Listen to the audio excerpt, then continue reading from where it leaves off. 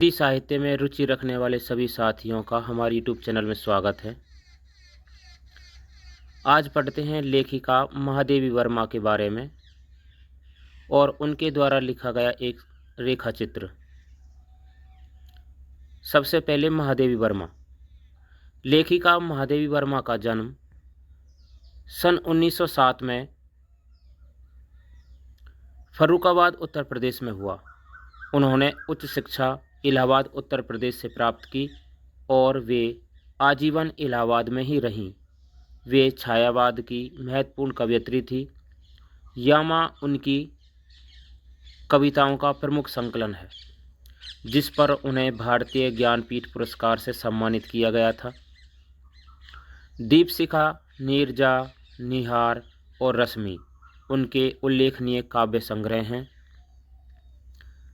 कविता के साथ साथ उन्होंने महत्वपूर्ण गद्य साहित्य भी लिखा। उनके संस्मरण और रेखा चित्र बहुत महत्व के हैं और कवयित्री के साथ साथ एक रेखा चित्रकार और संस्मरण लेखिका के रूप में भी उन्हें विशेष ख्याति प्राप्त है। अतीत के चलचित्र, पथ के साथी, स्मृति की रेखाएं तथा मेरा परिवार उनके महत्वपूर्ण संस्मरण और रेखा चित्र संग्रह हैं। गिल्लू उनके मेरा परिवार नामक संग्रह से ही लिया गया है,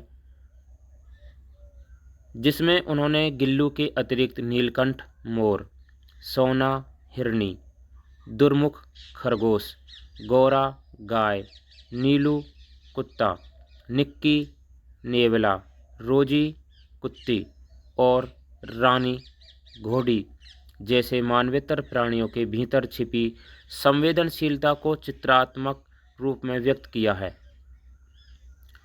इसके अतिरिक्त स्त्री की स्थिति और उसकी समस्याओं पर उनके लेखों का संग्रह श्रृंखला की कड़ियाँ हैं। आज जिस रेखा चित्र को हम पढ़ने जा रहे हैं वह है गिल्लू। आइए गिल्लू के बारे में पढ़ते हैं।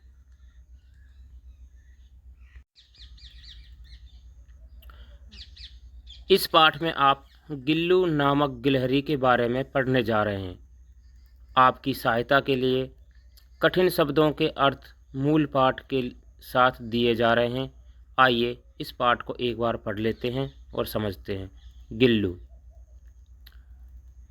सोन जूही में आज एक पीली कली लगी है। इसे देखकर अनायास ही उस छोटे जीव का स्मरण हो आया जो इस लता की सघन हरितिमा में छिपकर बैठता था और फिर मेरे निकट पहुंचते ही कंधे पर कूदकर मुझे चौंका देता था। तब मुझे कली की खोज रहती थी, पर आज उस लघु प्राण की खोज है।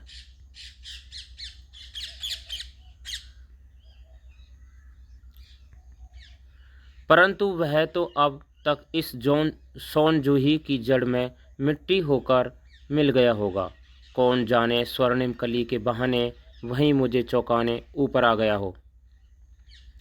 अचानक एक दिन सवेरे कमरे से बरामदे में आकर मैंने देखा, दो कौवे एक गमले के चारों ओर चोंचों से छुआ छुआवल जैसा खेल खेल रहे हैं। यह काकभुसुंडी भी विचित्र पक्षी है। एक साथ समादरित, अनादरित, अति सम्मानित, अति अवमानित। हमारे बेचारे पुरखे न गरुड़ के रूप में आ सकते हैं, न मयूर के, न हंस के। उन्हें पितरपक्ष में हमसे कुछ पाने के लिए काक बनकर ही अवतीर्ण होना पड़ता है। इतना ही नहीं, हमारे दूरस्थ प्रियजनों को भी अपने आने का मधुर संदेश इनके कर्कश स्वर में ही देना पड़ता है।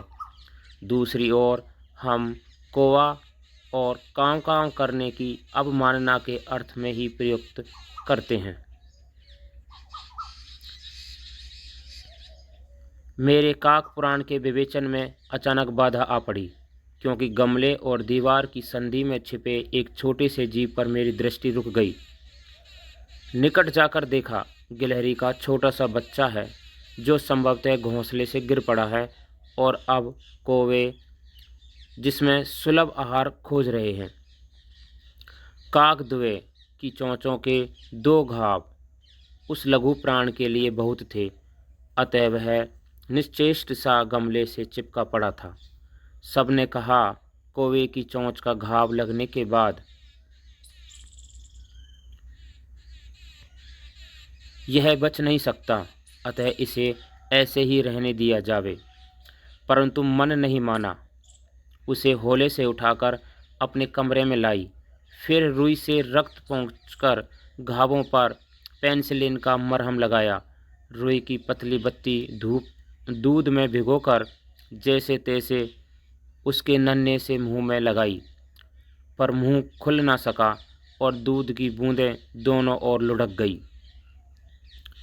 कई घंटे के उपचार के उपरांत उसके मुंह में एक बूंद पानी टपकाया जा सका।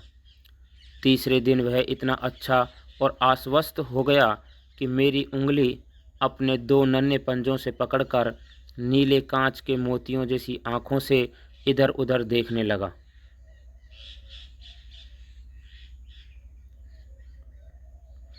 तीन चार मास में उसके स्निग्ध रोएं, झब्बेदार पूंछ और चंचल चमकीली आंखें सबको विस्मित करने लगीं।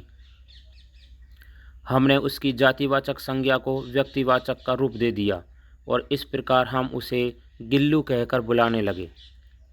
मैंने फूल रखने की एक हल्की डलिया में रुई बिछाकर उसे तार से खिड़की पर लटका दिया। वहीं 2 वर्ष गिल्लू का घर रहा।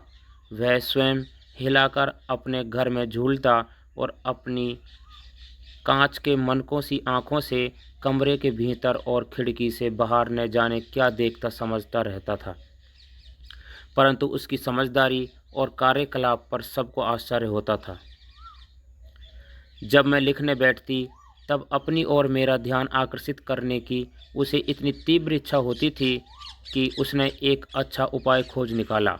वह मेरे पैर तक आकर सर से पर्दे पर चढ़ जाता और फिर उसी तेज़ी से उतरता। उसका यह दौड़ने का क्रम तब तक चलता जब तक मैं उसे पकड़ने के लिए ना उठती।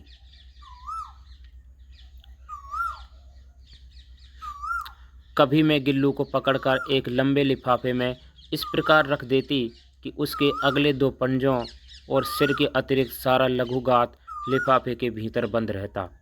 इस अद्भुत स्थिति में कभी कभी घंटों मेज पर दीवार के सहारे खड़ा रहकर वह अपनी चमकीली आंखों से मेरा कार्यकलाप देखा करता।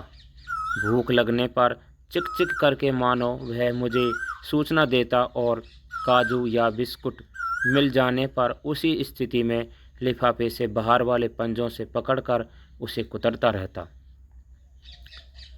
फिर गिल्लू के जीवन का प्रथम वसंत आया। नील चमेली की गंध मेरे कमरे में हौले हौले आने लगी।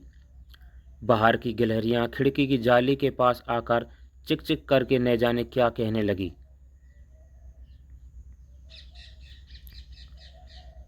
गिल्लू को जाली के पास बैठकर अपनेपन से बाहर झांकते देखकर मुझे लगा कि इसे मुक्त करना आवश्यक है।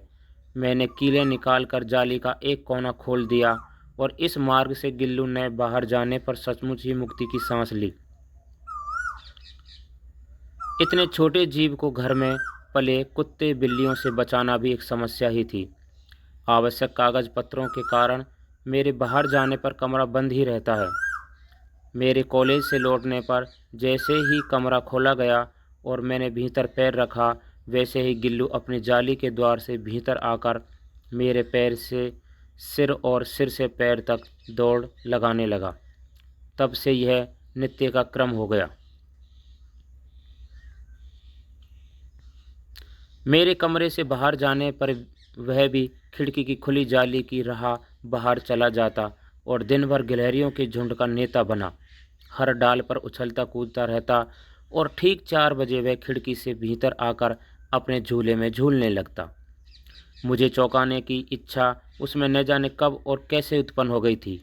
कभी फूलदान के फूलों में छिप जाता, कभी पर्दे की चुन्नट में और कभी सोन जूही की पत्तियों में। मेरे पास बहुत से पशु पक्षी हैं और उनका मुझसे लगाव भी कम नहीं है, परंतु उनमें से किसी को मेरे साथ मेरी थाली में खाने की हिम्मत हुई है, ऐसा मुझे स्मरण नहीं आता। गिल्लू इनमें अपवाद था। मैं जैसे ही खाने के कमरे में पहुंचती वह खिड़की से निकलकर आंगन की दीवार, बरामदा पार करके मेज पर पहुंच जाता और मेरी थाली में बैठ जाना चाहता। बड़ी कठिनाई से मैंने उसे थाली के पास बैठना सिखाया, जहां बैठकर वह मेरी थाली में से एक एक चावल उठाकर बड़ी सफाई से खाता रहता। काजू उसका प्रिय खाद्य था और कई दिन काजू न मिलने पर वह अन्य खाने की चीज़ें या तो लेना बंद कर देता था या झूले से नीचे फेंक देता था।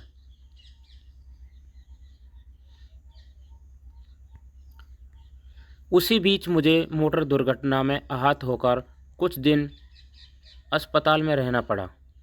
उन दिनों जब मेरे कमरे का दरवाज़ा खोला जाता, गिल्लू अपने झूले से उतरकर दौड़ता और फिर किसी दूसरे को देखकर तेज़ी से अपने घोंसले में जा बैठता। सब उसे काजू दे जाते, परंतु अस्पताल से लौटकर जब मैंने उसके झूले की सफाई की तो उसमें काजू भरे मिले, जिनसे ज्ञात होता था कि वह उन दिनों अपना प्रिय खाद्य कितना कम खाता रहा। मेरी अस्वस्थता में वह तकिए पर सिरहाने बैठकर अपने नन्हे नन्हे पंजों से मेरे सिर और बालों को इतने हौले हौले सहलाता रहता कि उसका हटना एक परिचारिका के हटने के समान लगता। गर्मियों में जब मैं दोपहर में काम करती रहती थी तो गिल्लू न बाहर जाता न अपने झूले में बैठता। उसने मेरे निकट रहने के साथ गर्मी से बचने का सर्वथा नया उपाय खोज निकाला था। वह मेरे पास रखी सुराही पर लेट जाता और इस प्रकार समीप भी रहता और ठंडक में भी रहता। गिलहरियों के जीवन की अवधि 2 वर्ष से अधिक नहीं होती, अतः गिल्लू की जीवन यात्रा का अंत आ ही गया। दिन भर उसने न कुछ खाया और न बाहर गया। रात में अंत की यातना में भी वह मेरी वही उंगली पकड़कर हाथ से चिपक गया जिसे उसने अपने बचपन की मरणासन स्थिति में पकड़ा था। पंजे इतने ठंडे हो रहे थे कि मैंने जागकर हीटर जलाया और उसे उष्णता देने का प्रयत्न किया, परंतु प्रभात की प्रथम किरण के स्पर्श के साथ ही वह किसी और जीवन के जागने के लिए सो गया।